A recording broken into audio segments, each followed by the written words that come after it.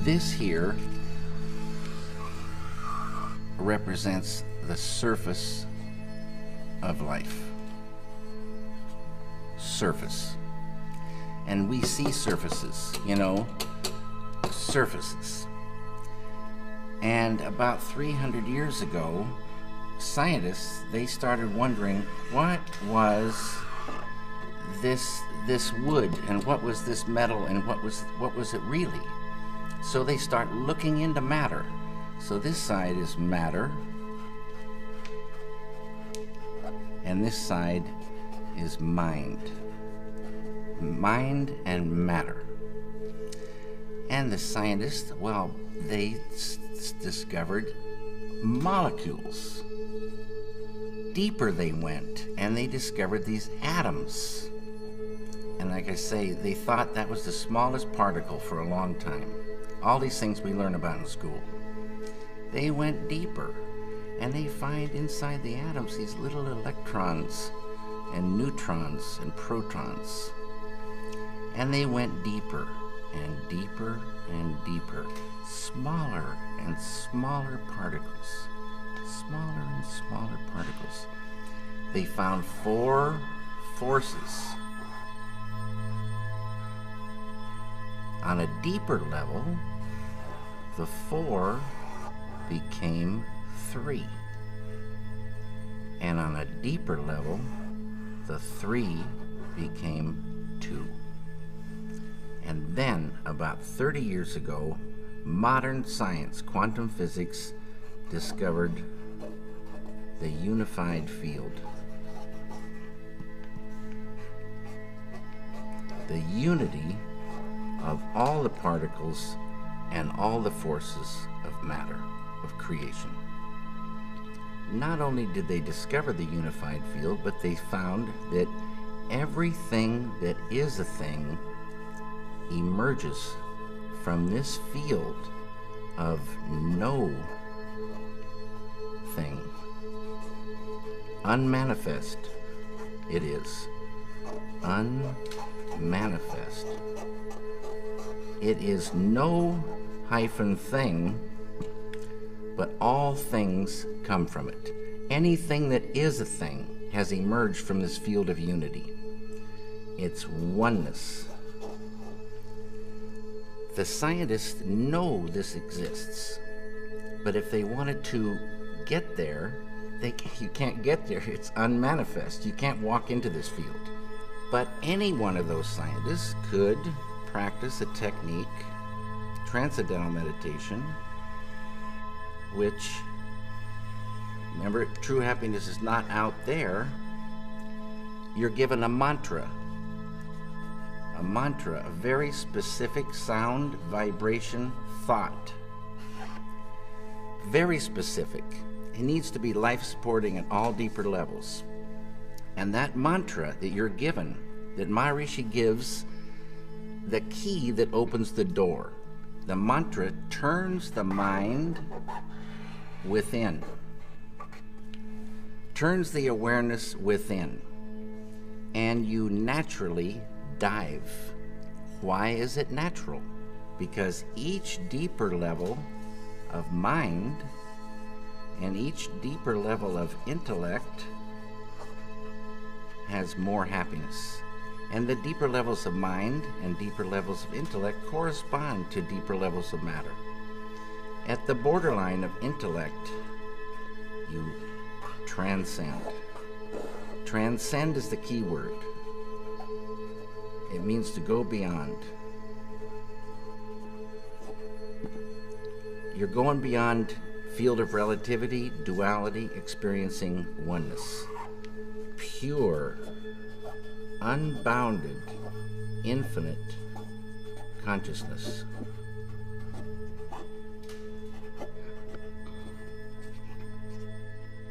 This consciousness has qualities: infinite creativity, intelligence, energy, love, power, and bliss. dynamic peace. Always been there, never had a beginning, it is and it will be forever. Unbounded, infinite, eternal, immutable, immortal consciousness, fullness. Any human being can experience this easily and effortlessly with transcendental meditation. Transcendental meditation is just a vehicle to get you here. When you experience this level, you enliven it, and it grows in the individual. So if you started with a ball of consciousness this big, everyone has consciousness. Consciousness is the way to understand consciousness. If you took it away, you'd see what it really is. If there wasn't any consciousness, we wouldn't exist. And if we did exist, we wouldn't know it. It's the I amness of life. It is life itself. Tied to consciousness is all this: creativity, intelligence, energy, love, power, bliss, dynamic peace, all positive, light of unity, all positive. You experience this level and you enliven it, and this ball of consciousness that you thought was just going to stay the same for the rest of your life starts expanding, and these qualities expand. So day by day, you're growing creativity, intelligence, love, energy, and this ball of consciousness is now expanding, and you're owning unconscious or subconscious more and more and more. Side effect of the growth of this consciousness is negativity starts to recede, tension, write all these things, stress, anxiety, sorrow, depression, anger, hate, fear, all starts to go. Can't live in the light of this. In schools, when there's stressed anxiety, horror stories, depression, so many people on pharmaceutical drugs, suicides, shootings, stabbings, you give a student this technique. It's easy to do. It's not concentration, it's not contemplation. Concentration, contemplation keep you right on the surface. You're not transcending. It's this field that does everything for the human being. This field. And you experience this field when you really get there and transcend. This is transcendental consciousness. It's, there's so many names for this field. The Tao, Kingdom of Heaven, all these names for this one field, the absolute, totality. In Vedic language, this field is called Atma. A-T-M-A, means the self with a capital S. Know thyself. Get there. Know it by being it. Unfold it. And what you're doing is unfolding your full potential as a human being. Your full potential of the beautiful human being is called enlightenment. And people can unfold their enlightenment. And man, you are not angry anymore? No, I told you, that anger lifted away without trying.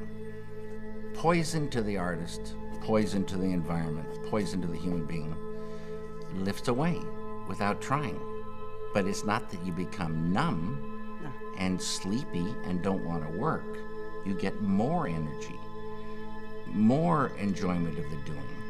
And negativity lifting means that conduit of the flow of ideas, the flow of creativity, is not cramped by that. Negativity restricts that flow. So, and you can still have righteous anger, being very strongly for something or against something, beautiful. But the kind of anger that is just bitter, just like selfish kind of anger, No one wants to be around this kind of person, and the person's poisoning themselves. The person can't work so good. That's mind control. Negativity is really mind control. Depression controls the mind now. Can't work.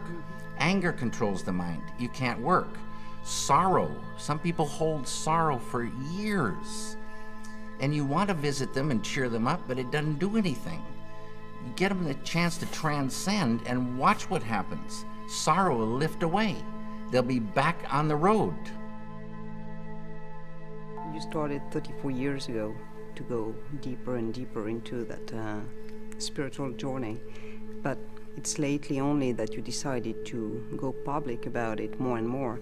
What was the ignition point, or in your life or in the world, that made you want to talk about it? What happened? This right here. Water the Root Peace Creating Group. This one here, I don't know where over there. This is the individual here, and the same phenomenon happens with a group. Lots and lots of people, square root of 1% of a population. So, like I said, for France, 750 to 1,000 do the thing. A group, quadratically more powerful than the same number scattered about. And this is a thing, like my friend Dr. John Hagelin says, if you have two loudspeakers and they're separated, you have one volume, you put the two next to each other and you got the equivalent of 4 loudspeakers. You put 3, you've got suddenly the 9. It's called constructive interference. It's a real thing. A group, close, doing the program, advanced techniques.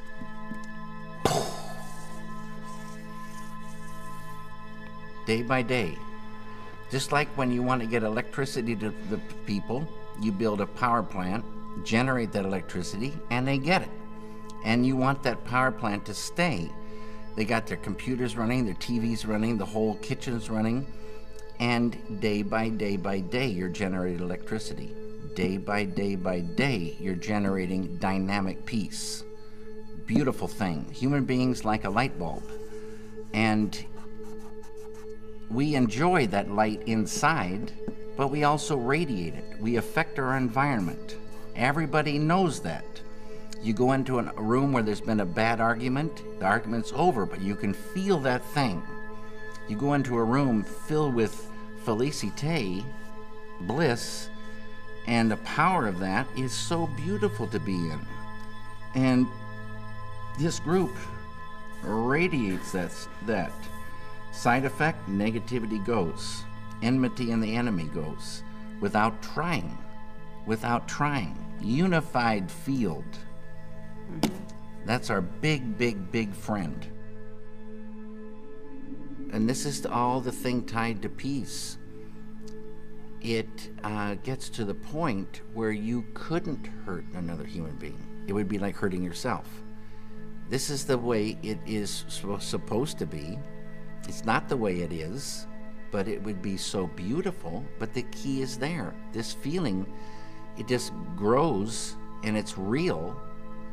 It's much more real feeling than our world, which is pretty much an absurd joke when, you know, somebody is blowing children's heads off in the name of peace. It's a sadness. It's the old way. And now there is a new way to real peace, and nothing to do with killing. And so it's reached a point where you just wouldn't ever think to hurt another human being. And you travel in real peace, you travel and you meet friends, not enemies. The light of unity destroys the enmity in an enemy, destroys negativity. There's no more enemy.